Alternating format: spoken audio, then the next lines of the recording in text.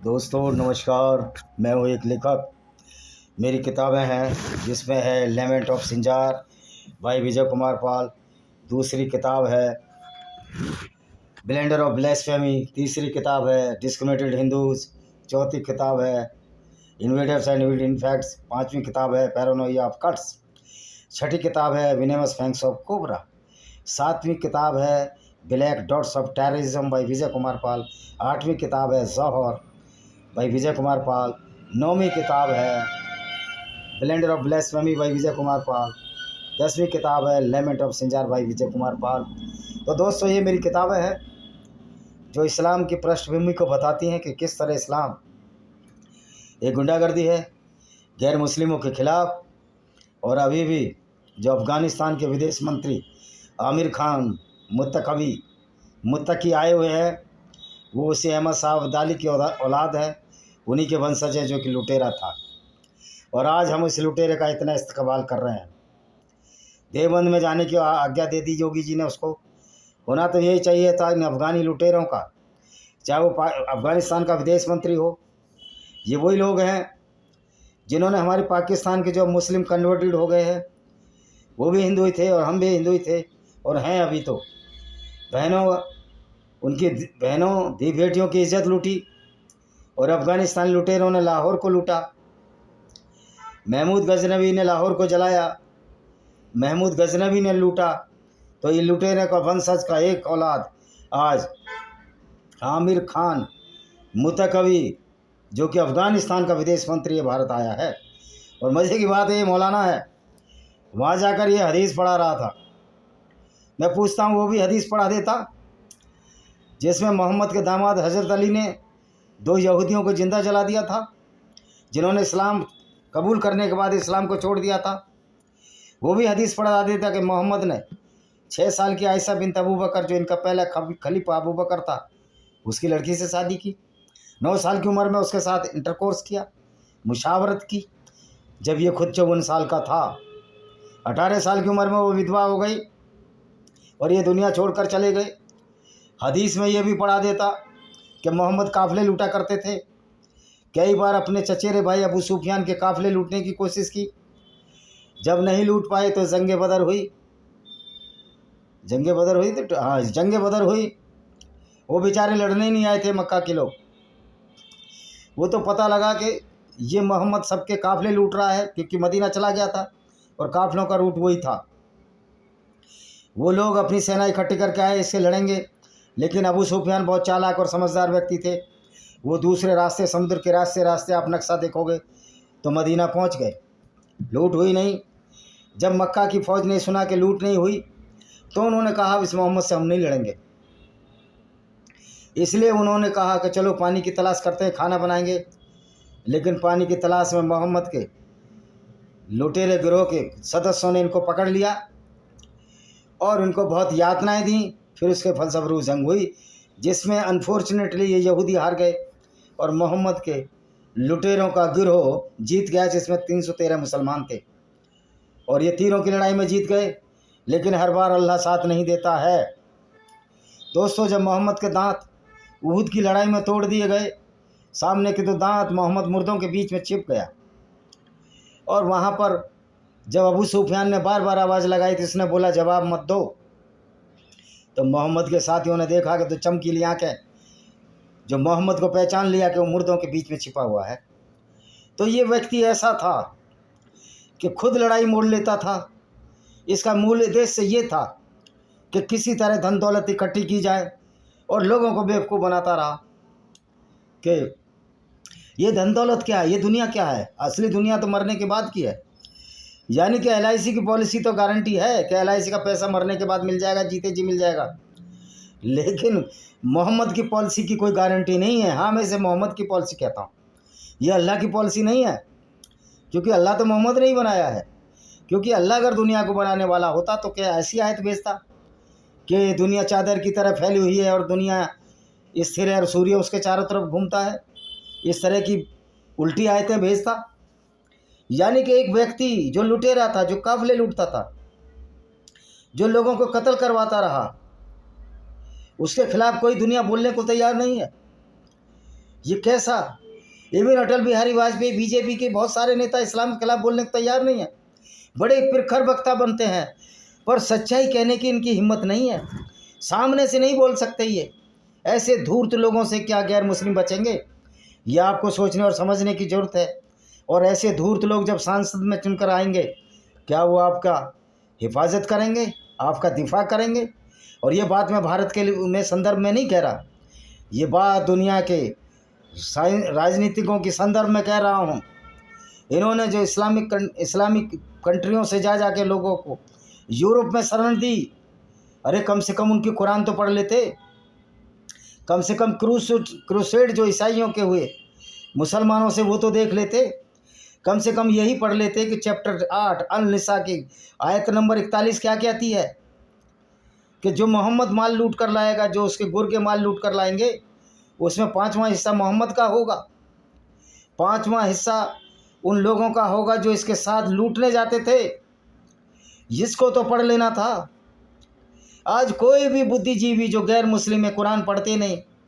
मैं तो आरएसएस के मूर्ख लोगों की बात कर रहा हूँ। आरएसएस के एक मूर्ख व्यक्ति से मैंने पूछा, यहीं दिल्ली की शाखा में, मैं आप कुरान पढ़ो तो सचमुच में आ जाएगी कुरान किस तरह हमारे खिलाफ है।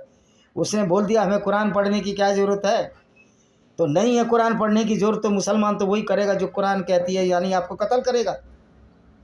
और फिर आरएसएस के तो मुसलमानों के पिट्ठू है, मुस्लिम राष्ट्रीय रंच बना रखा है, उससे भाईचारा करने की कोशिश कर रहे हैं। डॉक्टर मोहन भागवत, ये ढोर डॉक्टर हैं, वेटरनरी के डॉक्टर हैं, बीएससी वेटरनरी में हैं।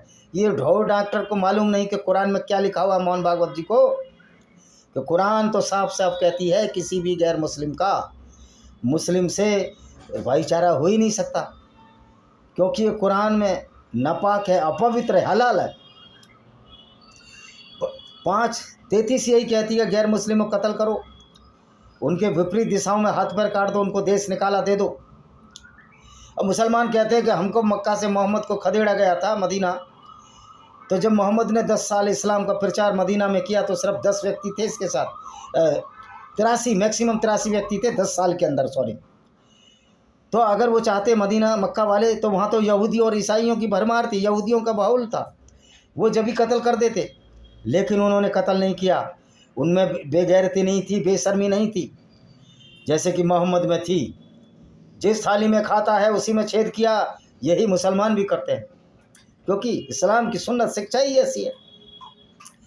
तो अब्दुल मुतालिब जब इनके चाचा के पास गए, अब्दुल मुतालिब तो इनके दादा थे, कि आपका मोहम्मद हमारी 3 देवियाँ लात, मन्नात और उज्जा को गाली देता है और हुबल नाम के देवता को गाली देता है, ये हमारे पूज्य हैं।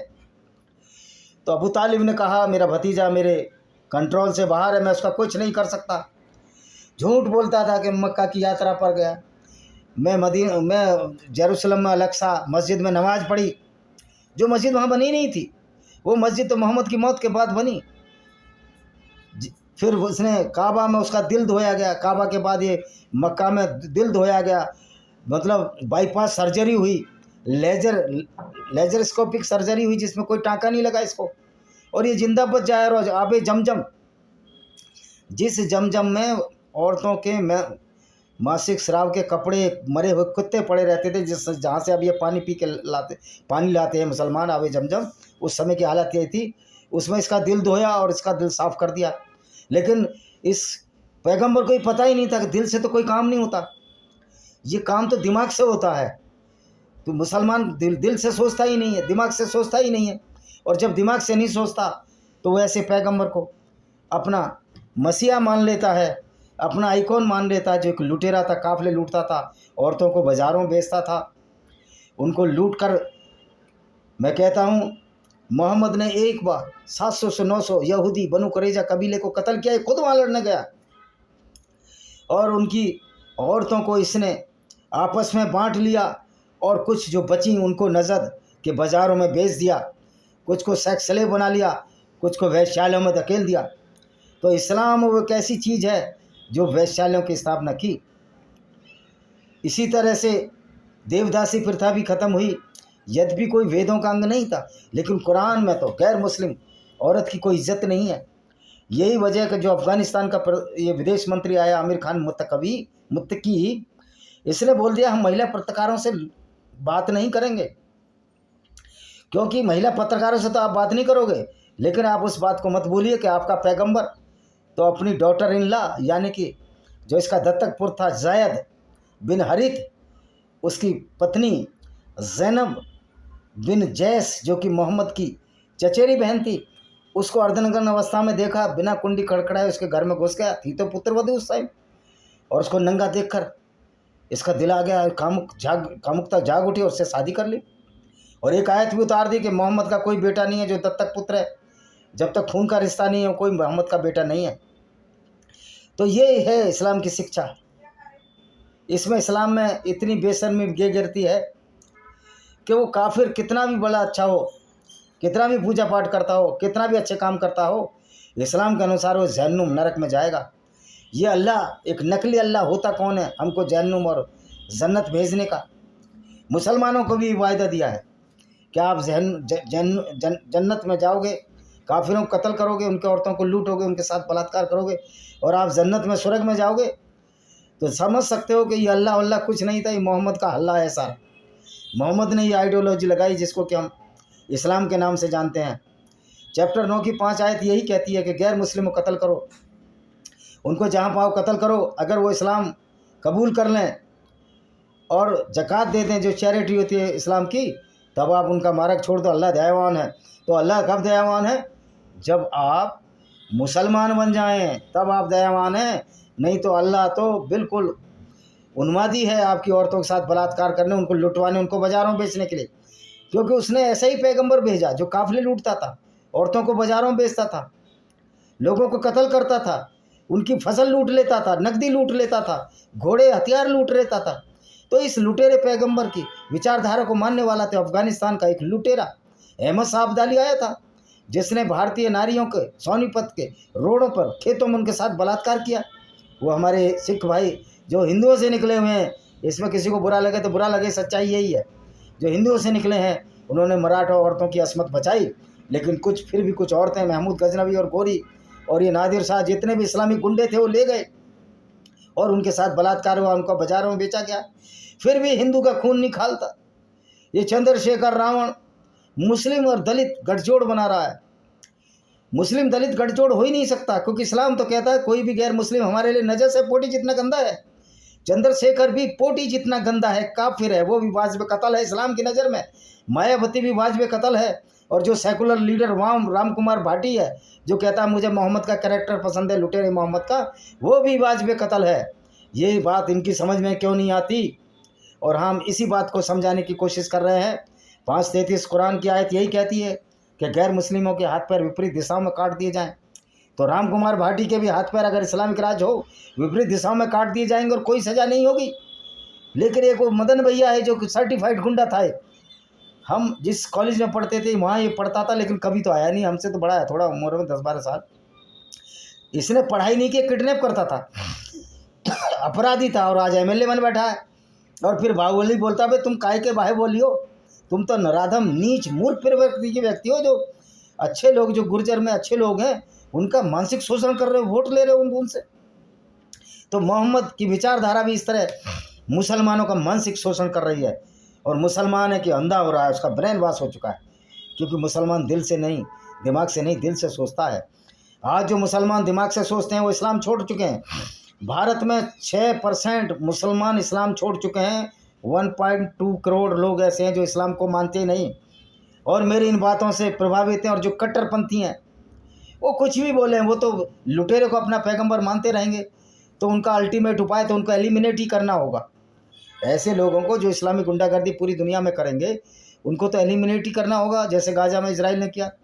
तो आज वक्त ज़रूरत है कि सारे गैर मुस्लिमों को कुरान पढ़नी चाहिए, इस्लाम को पढ़ना चाहिए, और तब ये देखना चाहिए कि वास्तव में इसमें लिखा क्या है। कोई यूं ही नहीं लोगों ने किताबें लिख डाली हैं।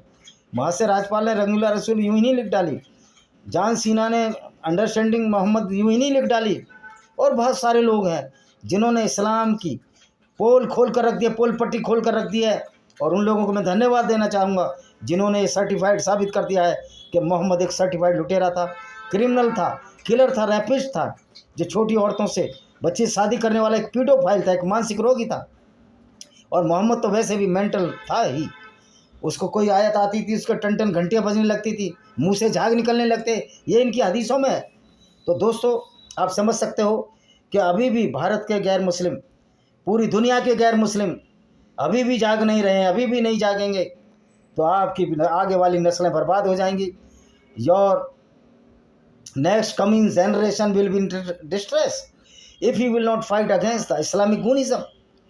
And I appeal to all the non-Muslims of this world that you must read the Quran and the Hadith, and then you will find the exposure of the character of the Prophet Muhammad, that he was the pedophile, the rapist, the killer and the robber, and he was a certified criminal according to their Quran, their hadith, the description of the deeds, or rather the heinous crime deeds of the so-called Prophet Muhammad. So my dear non-Muslims, I appeal that we must fight against this Islamic Gunnism, and my request to all Muslims, please know how the Quranic description, the hadith, that what the deeds of this so-called Prophet Muhammad bin Abdullah. Thank you very much. आशा है कि video पसंद आएगा। Video को share करें, channel को subscribe करें, bell icon दबाएं जिससे आने वाले नोटिफिकेशन मिल सके, और मेरी किताब में जरूर पढ़ें। पूरा इस्लाम की कुरानिक आयतों का मैंने हवाला दिया है। इसी के साथ मैं इस वीडियो को विराम देता हूँ। वंदे मातरम, जय हिंद, आपका दिन शुभ।